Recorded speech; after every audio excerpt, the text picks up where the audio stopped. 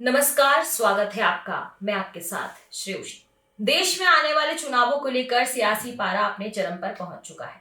हर राजनीतिक दल जनता के बीच अपनी पैठ बनाने के लिए पूरी ताकत झोंक रहा है, लेकिन जैसे जैसे चुनावी तारीखें नजदीक आ रही है, जुबानी जंग की सीमाएं टूटती नजर आ रही है। बयानों में मर्यादा की जगह अब तीखे, विवादित और व्यक्तिगत हमले लेते जा रहे हैं। दिल्ली में आयोजित कांग्रेस के राष्ट्रीय अधिवेशन में लोकसभा में नेता प्रतिपक्ष राहुल गांधी ने प्रधानमंत्री नरेंद्र मोदी, गृह मंत्री अमित शाह और देश की कूटनीति को लेकर एक ऐसे बयान दिया है जिसने भारतीय राजनीति में भूचाल ला दिया है। राहुल गांधी के इन बयानों पर अब देश के रक्षा मंत्री राजनाथ सिंह ने बेहद कड़ा और ऐतिहासिक पलटवार किया है। राजनाथ सिंह ने यह तक कह दिया कि मैं यह सोच भी नहीं सकता कि गांधी सरनेम वाला कोई व्यक्ति ऐसा शर्मनाक टिप्पणी कर सकता है। आज की इस वीडियो में हम आपको विस्तार से समझाएंगे कि दिल्ली के मन से राहुल गांधी ने असल में क्या कहा था, क्यों उनके बयानों को मर्यादाहीन बताया गया और रक्षा मंत्री ने इसे देश व लोकतंत्र के लिए खतरा क्यों माना।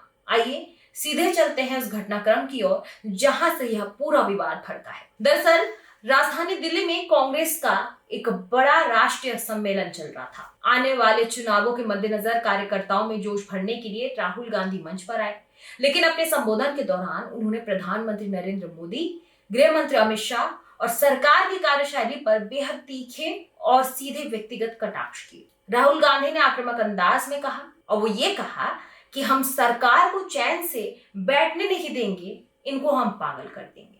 दूसरा उन्होंने कहा, जो कि प्रधानमंत्री पर सीधा हमला बोलते हुए राहुल गांधी ने कहा है कि आजकल नरेंद्र मोदी रात में सोते नहीं हैं। इसके बाद राहुल गांधी ने प्रधानमंत्री नरेंद्र मोदी पर सीधा हमला बोला और कहा कि आजकल नरेंद्र मोदी रात में सोते नहीं हैं। इसके पीछे कारण है, कुछ ऑब्वियस है और कुछ हिडन है। अब आप समझ सकते हैं कि कुछ ऑब्वियस है मतलब कुछ सामने है और कुछ छिपे हुए हैं। ये राहुल गांधी का कहना है। अब तीसरा वो कहते हैं कि गृह मंत्री पर राहुल गांधी का कहना है कि अमित शाह को चाणक्य और ना जाने क्या क्या कहा जाता था, लेकिन वो गायब हो गए, वो भाग गए और 20 दिन तक संसद में नहीं आ पाए। चौथा और बहुत अहम हिस्सा, जब राहुल गांधी कहते हैं कि अब इस सरकार को समझ आ गया है कि ये देश अपने आप को एक्सप्रेस करने से नहीं रोकेगा। विवाद केवल यहीं तक सीमित नहीं रहा, इसके साथ ही अंतरराष्ट्रीय कूटनीति और विदेशी राष्ट्राध्यक्षों, खासकर इटली की राष्ट्राध्यक्ष से जुड़े संदर्भ को लेकर जिस तरह से गैर जिम्मेदाराना और अमानदित भाषा का इस्तेमाल किया गया, उसने सत्ता पक्ष को पूरी तरह से आक्रोशित कर दिया। जी हाँ, मैं बात कर रही हूँ मेलोनी। बीजेपी ने इसे भारत की संप्रभुता, वैश्विक कूटनीति और महिलाओं के सम्मान पर सीधा हमला करार दिया। आपको बता दें कि राहुल गांधी मंच पर एक नाट्य के तौर पर प्रस्तुत करते हैं और कहीं ना कहीं जो दर्शाया जाता है उसके खिलाफ भारतीय जनता पार्टी लगातार हल्ला बोल करते हुए नजर आ रही है। भारतीय राजनीति में अपनी शालीनता और संतुलन के लिए जानने वाले राजनाथ सिंह ने दिल्ली के अधिवेशन में दिए गए इन बयानों के बाद रक्षा मंत्री राजनाथ सिंह खुलकर सामने आए। राजनाथ सिंह ने राहुल गांधी पर अब तक का सबसे तीखा प्रहार किया है। उन्होंने कहा कि राहुल गांधी की भाषा और राजनीतिक आचरण का स्तर दिन प्रतिदिन गिरता जा रहा है। उन्होंने कहा कि देश के प्रधानमंत्री और इटली के राष्ट्राध्यक्ष जैसे संवैधानिक और सम्मानित शख्सियतों के लिए जिस अमानदित भाषा का प्रयोग किया गया वह कतई बर्दाश्त के काबिल नहीं। उन्होंने कहा कि मैं यह सोच भी नहीं सकता कि गांधी सरनेम वाला कोई व्यक्ति ऐसी शर्मनाक टिप्पणी कर सकता है। रक्षा मंत्री ने आगे ये कहा कि अपने लंबे राजनीतिक जीवन में उन्होंने लोकसभा में विपक्ष के किसी नेता का ऐसा अभद्र और अकल्पनीय व्यवहार कभी नहीं देखा।